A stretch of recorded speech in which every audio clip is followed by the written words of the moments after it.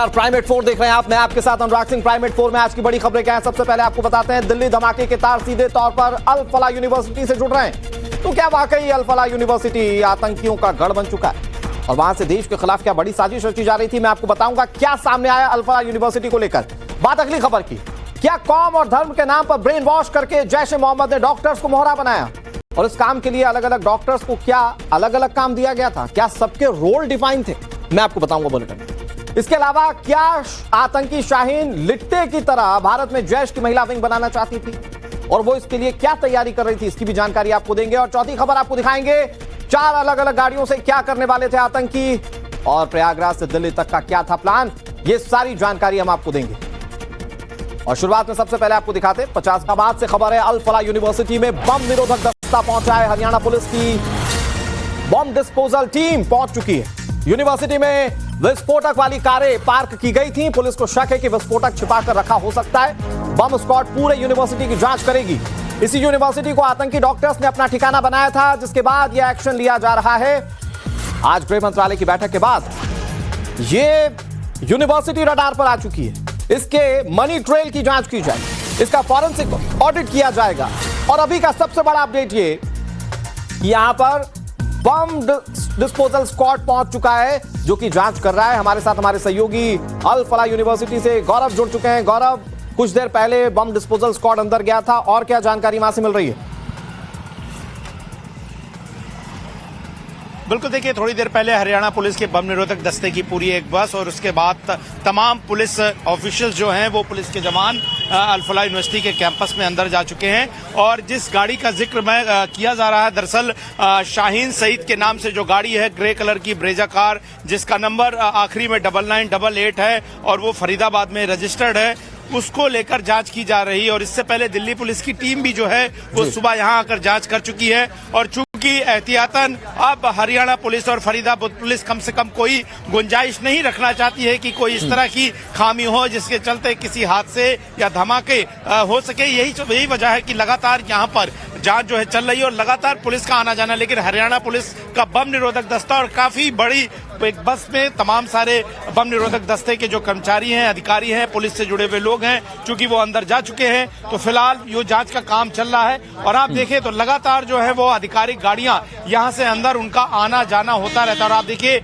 कुछ एक अधिकारियों की गाड़ियां यहां पर फिर निकलते हुए तस्वीरों में नजर आ रही हैं। और ज्यादातर अधिकारियों ने, पुलिस के अधिकारियों ने यहाँ पर फिलहाल तो चुप्पी साध रखी है, चूंकि इस मामले की जांच अब जाहिर तौर पर एनआईए कर रही है। लेकिन लोकल पुलिस भी अपने स्तर पर अब ज्यादा से ज्यादा लोगों को पकड़ने की कोशिश करे। जिस तरीके से अमोनियम नाइट्रेट निकालने के लिए बाकायदा एनपीके फर्टिलाइजर्स की बड़े पैमाने पर खरीद हुई, उसके लिए भी नूह से कुछ फर्टिलाइजर के जो डीलर्स हैं उनको जो है वो हिरासत में लिया गया है। और यूनिवर्सिटी कैंपस के अंदर से किस तरीके से निकाल कर केमिकल्स को, अमोनियम नाइट्रेट को पास के किराए के घर में रखा गया, ये सारा जो है जांच के विषय में लगातार हो रहा है। लेकिन क्या इस यूनिवर्सिटी के अंदर और ज्यादा किसी तरह के एक्सप्लोजिव्स रखे गए हैं, कहां जहां से उनको ले जाकर मैं एक बार फिर से आपका रुख कर रहा हूं, सारे सवालों के जवाब आपसे लेंगे जांच को लेकर। लेकिन इस बीच बड़ी खबर, आतंकियों से कनेक्शन आने के बाद बड़ा एक्शन अल फलाह यूनिवर्सिटी पर। सूत्रों के हवाले से जो खबर आ रही है उसके मुताबिक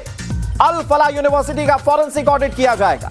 यूनिवर्सिटी से आतंकी डॉक्टर्स की गिरफ्तारी के बाद यह जांच होने जा रही है।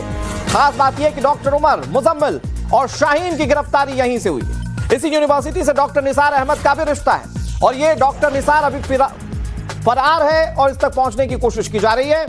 ऐसे में यूनिवर्सिटी शक के दायरे में। सूत्र बता रहे हैं कि धमाके में इस्तेमाल कार और जिस कार से विस्फोटक लाया गया था वो भी यूनिवर्सिटी में कई बार देखी गई थी। सवाल यह है कि क्या ये डॉक्टर्स इंडिविजुअल स्तर पर ये आतंकी घटना को प्लान कर रहे थे या यूनिवर्सिटी भी इन्वॉल्व थी, जिसको लेकर जांच जारी। कोई भी रूम नंबर 13 से रिलेटेड हमारे से उन्होंने कोई चीज नहीं मांगी। हमारे से उन्होंने कुछ डॉक्यूमेंट्स मांगे थे, जैसे लैंड के डॉक्यूमेंट्स मांगे थे और उन्होंने बिल्डिंग से रिलेटेड डॉक्यूमेंट मांगे थे। ये तमाम डॉक्यूमेंट्स उनको हमने प्रोवाइड करा दिए।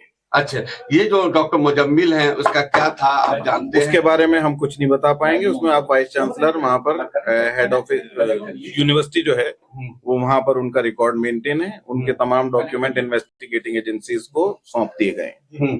और ये जो डॉक्टर जो उमर थे जो ब्लास्ट में हुए हैं, कैसे यहाँ पर उनके भी तमाम डॉक्यूमेंट्स वहाँ पर दे दिए गए हैं। उसके बारे में हमारी कोई जानकारी नहीं है।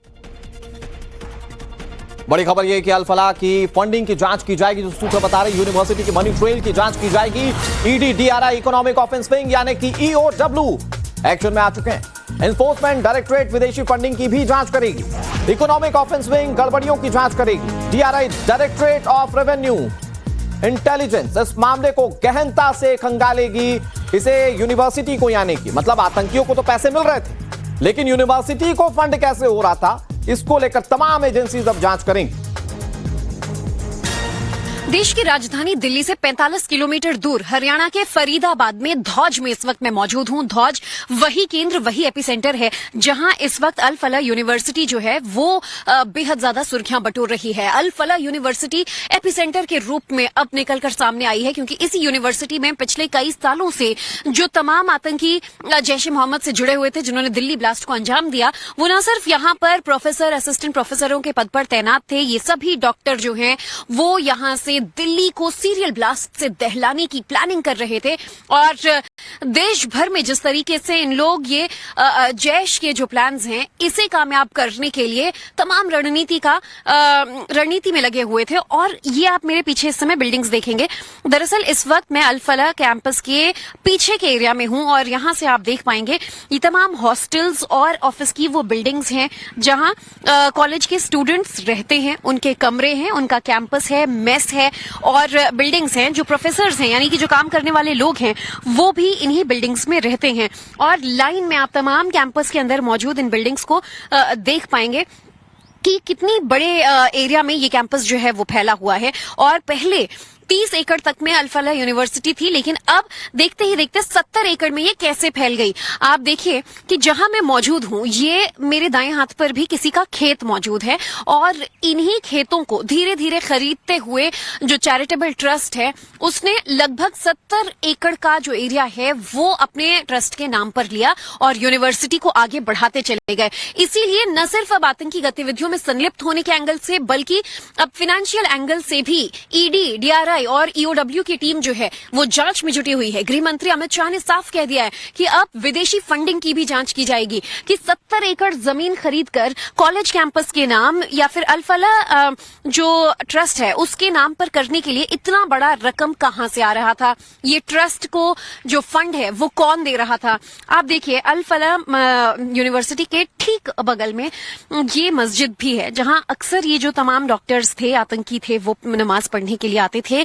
और ये एक ग्रामीण इलाका था, गांव का एरिया है, जहां धीरे धीरे कर एक छोटे से यूनिवर्सिटी को एक बड़े मेडिकल कॉलेज का रूप दिया गया और एक बड़ी जगह जो है वो कॉलेज के नाम की गई।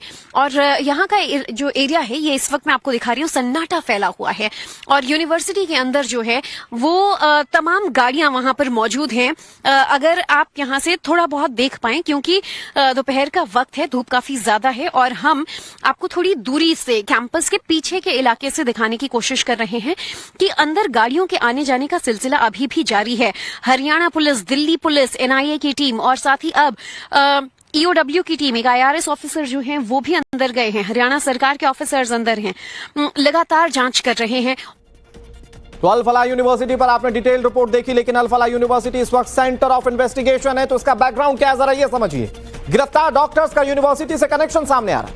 अल फलाह यूनिवर्सिटी से मुजम्मिल अरेस्ट किया गया। डॉक्टर मुजम्मिल की कथित गर्लफ्रेंड डॉक्टर शाहीन बताई जाती है। डॉक्टर उमर भी अल फलाह यूनिवर्सिटी में प्रोफेसर।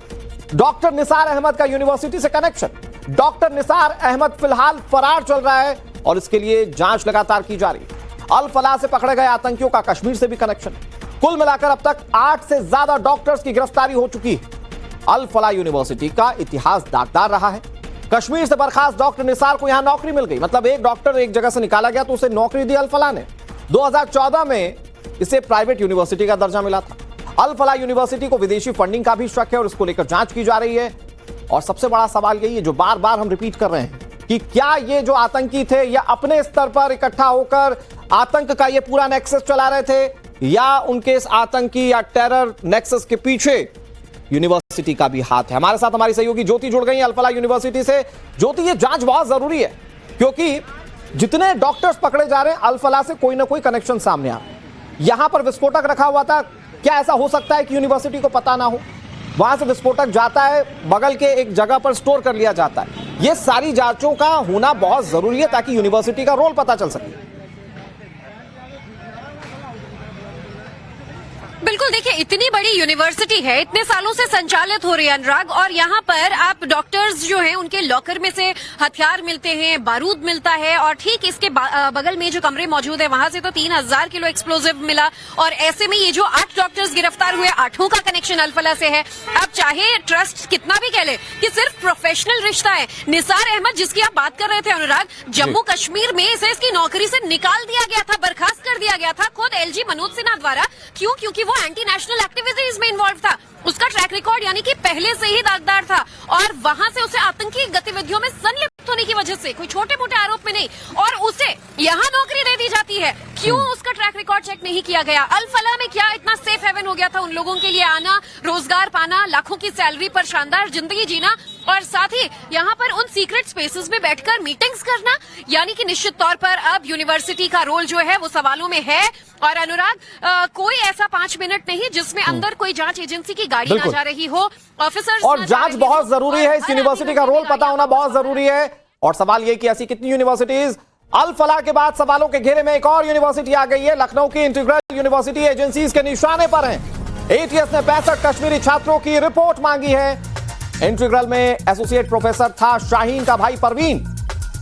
धमाके के साथ ही पहले डॉक्टर परवेज का इस्तीफा ले लिया गया था इस यूनिवर्सिटी से। एजेंसीज के सूत्र ने बताया कि परवेज का इस पूरे आतंकी नेटवर्क से ठीक ठाक कनेक्शन है। परवेज अपनी बहन शाहीन के लगातार संपर्क में था और उसी के इशारे पर अचानक गायब हो गया। परवेज को पूरी साजिश की जानकारी मतलब पहले से थी। परवेज के संपर्क में कौन कौन था इसके बारे में एटीएस पता लगा रही है, लेकिन इस यूनिवर्सिटी में क्योंकि जो आतंकी होते हैं वो कोशिश करते हैं उनके आसपास के लोग रेडिकुलाइज हों, और ऐसे में इस इंटीग्रल यूनिवर्सिटी के कश्मीरी छात्र भी निशाने पर हैं। उनको लेकर तमाम जानकारी इकट्ठा की जा रही है। कानपुर से हमारे सहयोगी मनीष यादव जुड़ गए, लेकिन इस इंटीग्रल यूनिवर्सिटी के बारे में वो बेहतर जानकारी देंगे। मनीष, आतंकियों की कोशिश होती है आसपास के जितने लोग हों उनको अपनी तरफ वो रेडिकुलाइज कर पाए, और ऐसे में जब परवेज इस यूनिवर्सिटी में काम करता था, यहां के छात्रों की भी जांच होना बहुत जरूरी दिख रही है। देखिए, बिल्कुल जरूरत इस वजह से बढ़ जाती है क्योंकि डॉक्टर परवेज कई सारे स्टूडेंट के संपर्क में था, निजी तौर पर संपर्क में था, तो ऐसे में ये संभावना हो सकती है अनुराग कि परवेज लोगों को, छात्रों को रेडिकलाइज करता हो। उसने एक ऐसा नेटवर्क बना रखा हो जो छात्रों को रेडिकलाइज करके उस नेटवर्क का हिस्सा बनाते हो। तो ऐसे में जांच की जा रही है। 66 ऐसे स्टूडेंट हैं जिनकी जानकारी यूपी एटीएस ने मांगी है इंटीग्रल यूनिवर्सिटी से। इंटीग्रल यूनिवर्सिटी वो यूनिवर्सिटी है जिसका इस तरह की घटनाओं में पहले भी सरोकार रहा है, पहले भी कनेक्शन जुड़ता रहा है। मिन्हाज के मामले में भी इंटीग्रल यूनिवर्सिटी का कनेक्शन जुड़ा था, वहां पर जो लोग गिरफ्तार हुए थे उनका नाता इंटीग्रल यूनिवर्सिटी से था। तो ऐसे में बहुत जरूरी हो जाता है कि इंटीग्रल यूनिवर्सिटी में जो बाहर के स्टूडेंट हों वो कहीं इस नेटवर्क से जुड़े तो नहीं थे, या फिर अभी उन्हें प्रारंभिक तौर पर इस नेटवर्क से जोड़ने की तैयारी तो नहीं की जा रही थी, इसकी जानकारी पुख्ता तौर पर मिल सके। और वही जानकारी पुख्ता करने के लिए जो परवेज से जुड़े हुए जितने छात्र थे, उसके सोशल मीडिया अकाउंट से जो छात्र उसको फॉलो कर रहे थे, जिनके साथ परवेज का संवाद हो रहा था, उनकी जानकारी यूपी एटीएस की टीम ने, ठीक है, ये जानकारी सामने आना बहुत जरूरी है, वो जानकारी क्योंकि ये हमारे समाज में वैसे तो व्हाइट कॉलर थे लेकिन दीमक का काम कर रहे थे। मैं एक बार फिर से आपका रुख करूंगा मनीष पे एक बड़ी खबर आ गई है। आतंकी संगठन जैश ने डॉक्टर्स को मोहरा बनाया। कॉम के नाम पर ब्रेन वॉश के बाद डॉक्टर्स आतंकी बन गए। 2 के ग्रुप में कुल 8 आतंकियों के ग्रुप तैयार किए गए थे। अनंतनाग में एजेंसीज ने एक बार फिर से छापेमारी की है। गवर्नमेंट मेडिकल कॉलेज से 2 और डॉक्टर्स हिरासत में लिए गए हैं। जीएमसी का एक कर्मचारी भी हिरासत में लिया गया है। अब तक आतंकी संगठन जैश और हिजबुल मुजाहिदीन जैसे आतंकी संगठन गरीब मुस्लिम युवाओं का कौम के नाम पर ब्रेन वॉश करते थे। उन्हें पैसों का लालच दिया जाता था। लेकिन यह देश पहली बार देख रहा है कि व्हाइट कॉलर एक गैंग चल रहा है जो कि आतंकी कन्वर्टेड हो चुके हैं। सफेद पोश यानी कि डॉक्टर्स को आतंकी संगठनों ने अपना मोहरा बनाया। इसके लिए एक बड़ा नेटवर्क खड़ा कर दिया गया। सूत्र बता रहे हैं कि यह सफेद पोश 8 आतंकियों का ग्रुप बना था जो आगे जाकर 2 के ग्रुप में बंटते और फिर देश के 4 बड़े शहरों में आतंकी घटनाओं को अंजाम दे। हालांकि इसकी तारीख तय नहीं थी। तारीख तय होती उससे पहले ये पकड़े जा चुके हैं। इस दौरान डॉक्टर उमर भाग निकला और हताशा में उसने लाल किले के सामने विस्फोट कर दिया, जिसके बाद आज देश में एक बड़ी जांच हो रही है इस सफेद कॉलर टेररिज्म नेटवर्क के खिलाफ। देश में पहली बार हुआ जब आतंकी संगठनों ने डॉक्टर्स को अपना मोहरा बनाया। जिन डॉक्टर्स के आतंकी संगठनों का जांच एजेंसियों ने खुलासा किया, उसमें सारे डॉक्टर हाई प्रोफाइल बताए जा रहे हैं। ज्यादातर डॉक्टर्स ने अपनी पढ़ाई एमबीबीएस की है और मेडिकल कॉलेजेस से ही पढ़ाई की है। जांच में पता चला कि ये डॉक्टर किसी ना किसी तरीके से कश्मीर के अनंतनाग या दूसरे मेडिकल कॉलेजेस से जुड़े थे। इनमें से डॉक्टर शाहीन, जो लखनऊ की रहने वाली है, उसका कनेक्शन पाकिस्तान से। डॉक्टर अदील अहमद को सहारनपुर से पकड़ा गया। डॉक्टर शाहीन और डॉक्टर मुजम्मिल फरीदाबाद के अल फलाह यूनिवर्सिटी से पकड़े जा चुके हैं, जबकि डॉक्टर उमर नबी लाल किले के धमाके में मारा जा चुका है। डॉक्टर सज्जाद अहमद को पुलवामा से, तो डॉक्टर सुहेल को शोपियां से उठाया गया। इसके अलावा शाहीन के भाई डॉक्टर परवेज अंसारी को लखनऊ से पकड़ा जा चुका है। इस कड़ी का एक किरदार डॉक्टर अहमद है, जो कि फिलहाल फरार है। अल फलाह यूनिवर्सिटी से उसका कनेक्शन है, जबकि कानपुर से ही डॉक्टर मोहम्मद आरिफ को भी गिरफ्तार किया गया है। तो गौर कीजिए कि डॉक्टर्स निशाने पर थे। ये वो डॉक्टर्स थे जिन पर शक करना बहुत मुश्किल था, लेकिन इन्होंने ये साजिश रची और राजधानी दिल्ली को दहलाया भी। हमारे साथ लाल किले से हमारे सहयोगी मोहित ओम जुड़ गए। मोहित, बहुत जरूरी है इस पूरे नेटवर्क का पर्दाफाश करना, क्योंकि ये देश पहली बार देख रहा है। पहले कहा जाता था मुफलिसी में गरीबी का फायदा उठाकर आतंकी रेडिकुलाइज करते हैं युवाओं को और आतंकी बना देते हैं, लेकिन यहां वो युवा फंस गए, यहां वो डॉक्टर आतंकी बन गए जो समाज को बहुत बेहतर तरीके से समझते थे, जो विज्ञान को समझते थे। इसके बावजूद वो धर्म के नाम पर रेडिकुलाइज हो गए।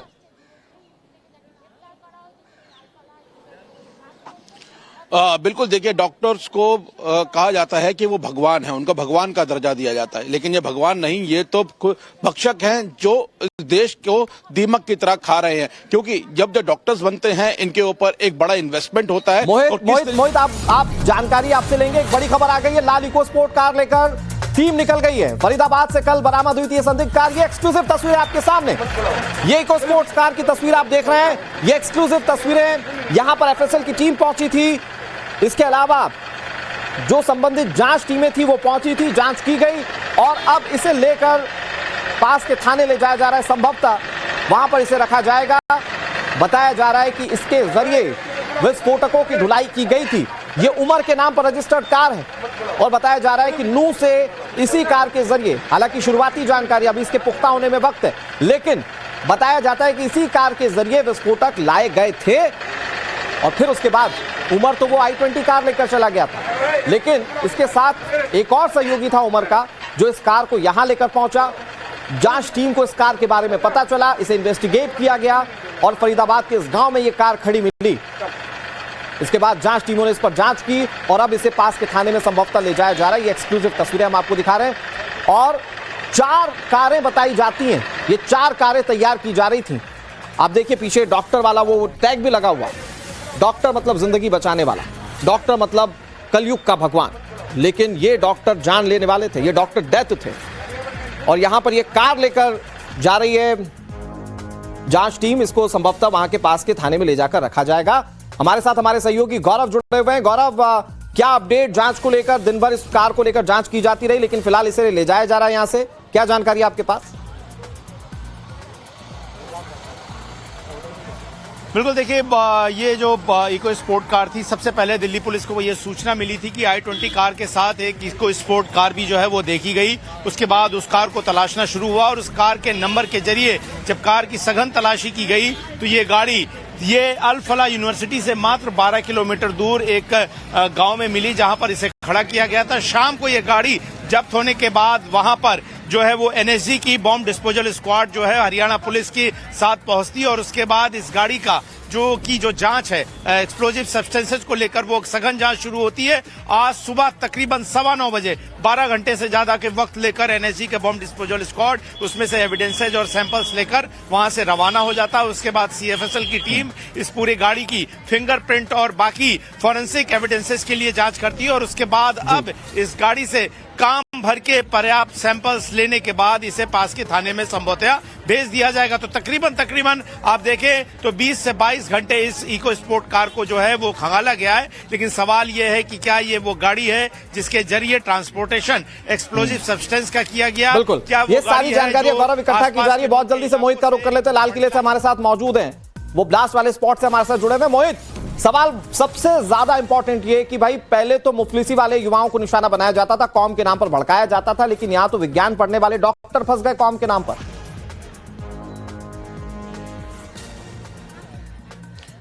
और बेहद हैरान करने वाली बात है क्योंकि इन डॉक्टर्स का जो अगर देखा जाए जीवन काफी ज्यादा सुनहरा था, क्योंकि देश में वैसी डॉक्टर्स की कमी है, लेकिन जब डॉक्टर्स आते हैं तो उनके पास न जॉब की कमी होती है, न पैसे की कमी होती है और ना ही समाज में इज्जत की कमी होती है। इनको ऐसा क्या चाहिए था इस देश से, ये अभी तक खुद डिसाइड नहीं कर पाए और ये रेडिकलाइज होकर इस तरीके से आतंकी बन गए कि देश में लोगों की जान लेने लग गए। इतनी बड़ी जो साजिश है वो रच सकते हैं ये डॉक्टर्स। इनको ये पूरा विश्वास था कि ये कभी पकड़े नहीं जाएंगे क्योंकि व्हाइट कॉलर है, अच्छी जगहों पे रहते हैं और इनके ऊपर समाज में कभी कोई शक भी नहीं कर पाएगा। लेकिन जिस तरीके से एक के बाद एक खुलासे हो रहे हैं, तमाम डॉक्टर्स के नाम सामने आ रहे हैं, वो बेहद हैरान करने वाले हैं कि कैसे एक डॉक्टर जो है वो जो भगवान का जिनको दर्जा दिया जाता है वो खुद लोगों के भक्षक बन गए। जी बिल्कुल मोहित, और इससे ये पता चलता है कि किसी एक के जरिए ये शुरू किया गया होगा सिलसिला, उससे नेटवर्क बढ़ता चला गया और फिर देश के अलग अलग हिस्सों से ऐसे डॉक्टर पकड़े जा रहे हैं जो इस तरह की साजिश में शामिल थे। लेकिन एक बहुत बड़ी खबर आ रही है, खबर यह कि 6 दिसंबर को एक साथ सीरियल ब्लास्ट कर पूरे देश को दहलाने की साजिश थी। जिस i20 कार को धमाके में इस्तेमाल किया गया, वैसे ही करीब 4 से 5 कारें बम बनाए जाने की कोशिश उन्हें की जा रही थी और इन कारों को देश के अलग अलग हिस्सों में भेजकर ऐसा ही धमाका करने की साजिश रची जा रही थी। दिनांक था 6 दिसंबर, जो अयोध्या से तारीख जुड़ जाती है। इस साजिश में एक कार दिल्ली धमाके में तबाह हो चुकी है, जबकि 2 कारें, एक लाल रंग की इकोस्पोर्ट, एक ब्रेजा, पुलिस के हत्थे चढ़ चुकी है। सूत्र बता रहे कि विस्फोटक से भरी एक गाड़ी अयोध्या भेजने की साजिश थी, जबकि तीसरी गाड़ी प्रयागराज में आत्मघाती धमाका करना उसका मकसद था। लेकिन इससे पहले एजेंसीज इन लोगों तक पहुंच गई और प्लानिंग धरी की धरी रह गई। लेकिन ये सोचिए, कोशिश तो ये थी कि एक साथ सारी कारें उड़े, और ऐसा होता तो ये कितना बड़ा आघात होता देश के लिए, जरा आप समझिए।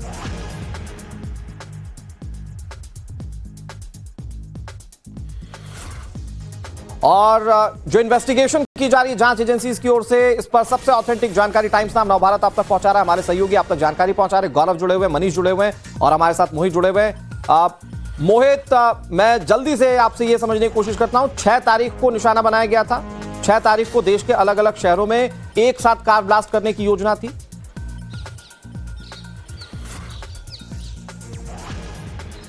देखिए, जो सूत्र बता रहे हैं कि 4 गाड़ियों को तैयार किया गया था। इन चारों गाड़ियों से है जो बड़ा अटैक करना था और इन चारों गाड़ियों में विस्फोटक को लगाना था। तो एक गाड़ी जो है वो अपने मंसूबे में कामयाब हुई, जिसने दिल्ली में अटैक करा, लेकिन 3 गाड़ियां जो है वो पहले से ही पुलिस के रडार पे आ गई और पुलिस ने उनको एक एक कर पकड़ लिया। लेकिन जिस तरीके से ये पूरी प्लानिंग हो रही थी कि विस्फोटक लगा के गाड़ियों को भेजा जाए, 3 शहरों के नाम सामने आए हैं। यूपी के 3 बड़े शहर प्रयागराज, वाराणसी और अयोध्या, इन तीनों को टारगेट किया गया था कि इन तीनों पर जो 6 तारीख यानी जिस दिन बाबरी जो कांड जिसे हम कहते हैं वो हुआ था, उस पे उस दिन जो है वो बदला लिया जाए और एक बड़ा जो है अटैक जो है सीरियल अटैक किया जाए। लेकिन जांच एजेंसियां तेज हो गई थी, जांच एजेंसियों के रडार पे ये लोग आ गए थे, इनकी धरपकड़ जो है वो शुरू हो चुकी थी और यही कारण है कि डॉक्टर उमर इससे घबराया है और घबराने के कारण उसने दिल्ली की तरफ अपना रुख किया और यहां पर एक पैनिक जो अटैक है वो किया है। लेकिन जिस तरीके से एजेंसियां अपना काम कर रही थी, उनके रडार पे पहले ये लोग थे और ये पता था कि ये कोई बड़ा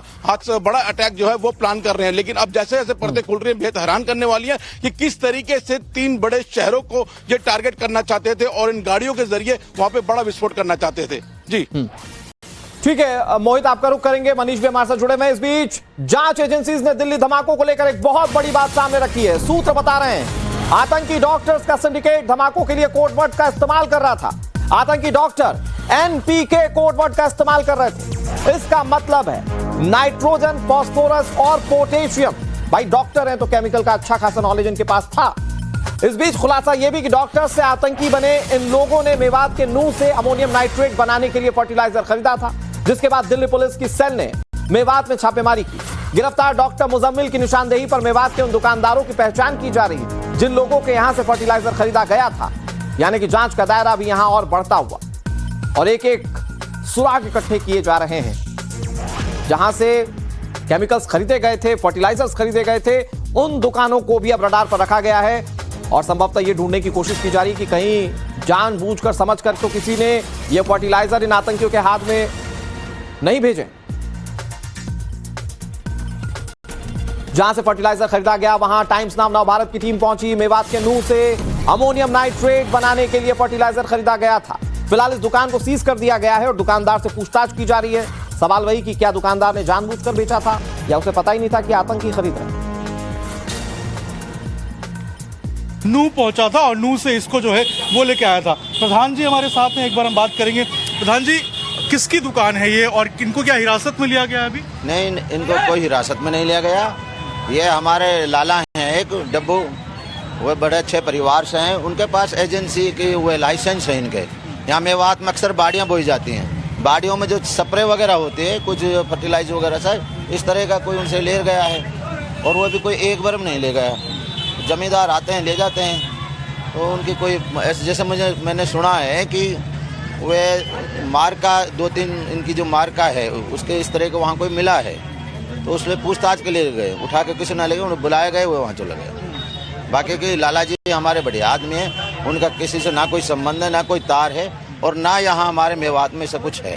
पूछताछ के लिए अभी उनसे पूछताछ की जाए? हाँ, पूछताछ करी जाए, इन्वेस्टिगेशन हो रही है, वो ठीक है। जो उसमें कोई कहीं मुझे क्या इन्होंने दिया था, कुछ जानकारी है आप? नहीं, ये तो वही बता पाएंगे।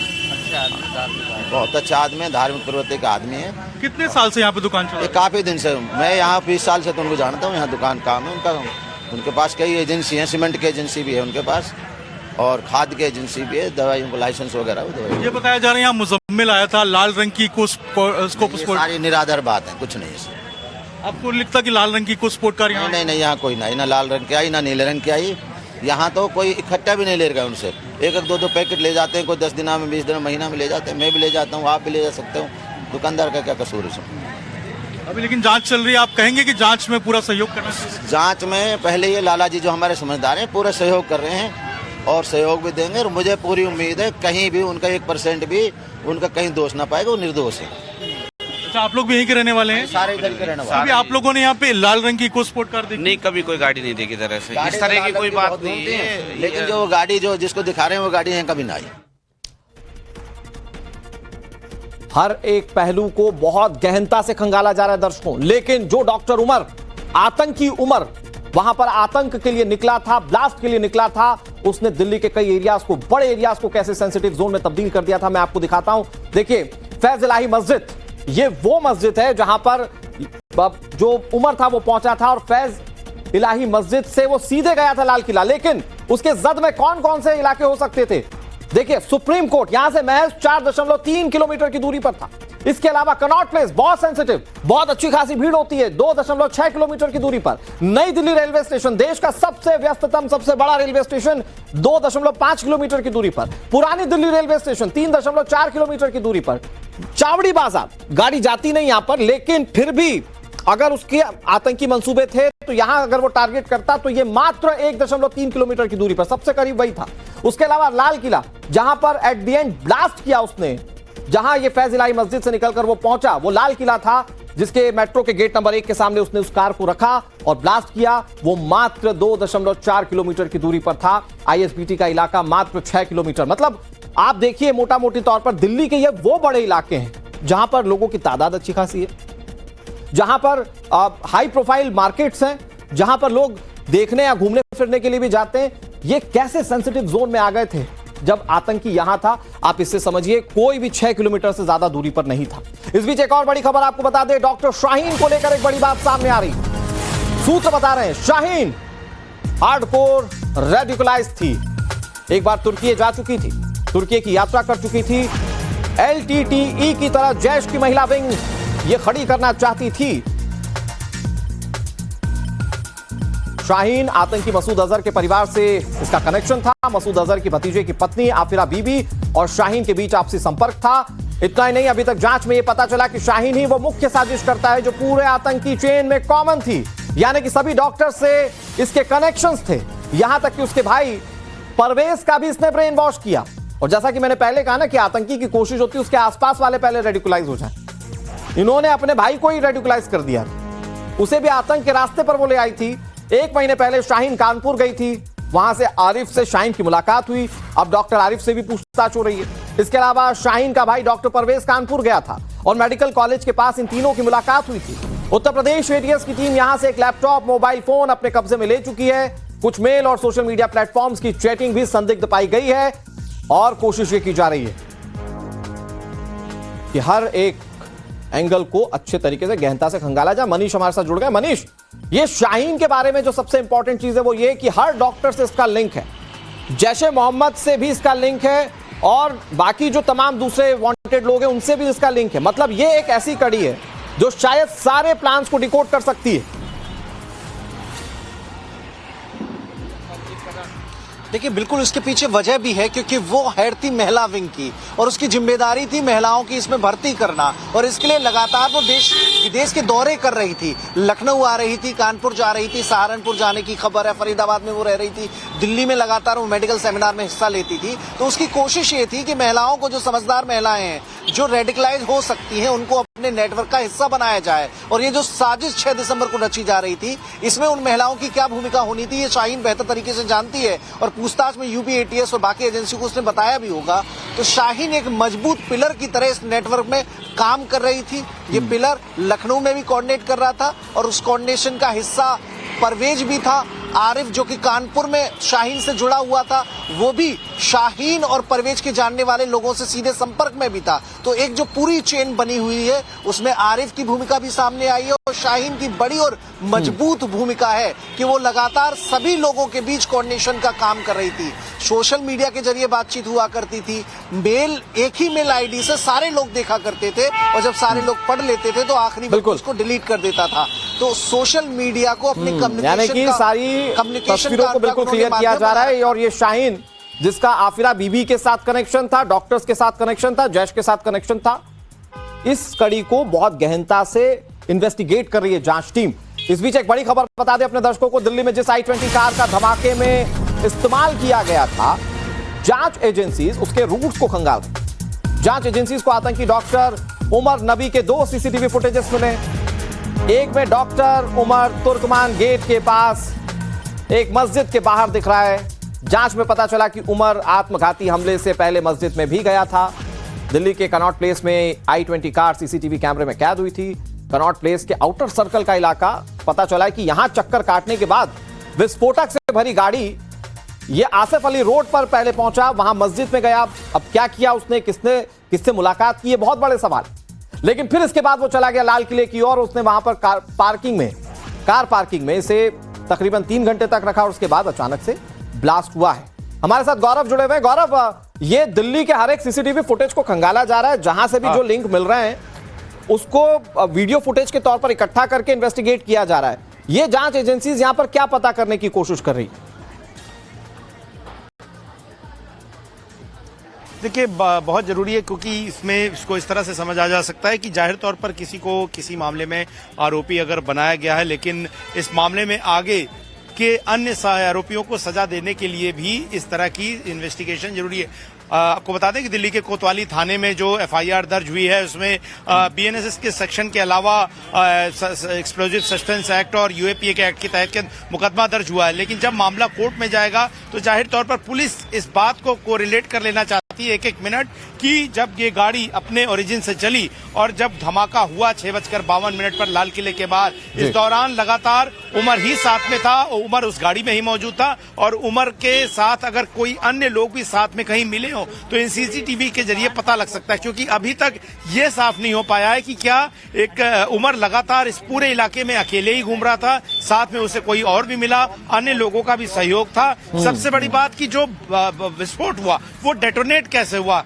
ये एक लंबा विषय है जांच का। लेकिन डेटोनेशन बहुत महत्वपूर्ण होता है, कैसे एक्सप्लोजिव जिनके जरिए बम को इस्तेमाल करके उड़ाया जा सके, बहुत सारी जांच है। और देखिए अभी ये भी तय नहीं है कि आखिरी समय में आखिरी दिन उमर कहां से निकलकर दिल्ली तक पहुंचा था, क्योंकि अभी क्या वो यूनिवर्सिटी के कैंपस से निकल कर गया, क्या वो पास के गांव से निकल कर गया, या वो किसी होटल में रुका था। ये जो गौरव आपने सवाल उठाया, ये बिल्कुल सबसे मौजूद सवाल है इस मामले में, और इनका जवाब मिलना बहुत जरूरी है। मैं आपके पास फिर आता हूं गौरव, लेकिन जिस i20 कार से धमाका किया गया उसकी खरीदने और बेचने की कहानी बहुत हैरान करने वाली है। ब्लास्ट में इस्तेमाल कार 11 साल में 5 बार बिकी। 18 मार्च 2014 में पहली बार शोरूम से बिकी कार, फिर HR26 CE 7476 नंबर से गुरुग्राम में इसका रजिस्ट्रेशन हुआ। नदीम ने साल 2017 में कार गुरुग्राम के सलमान को बेच दी।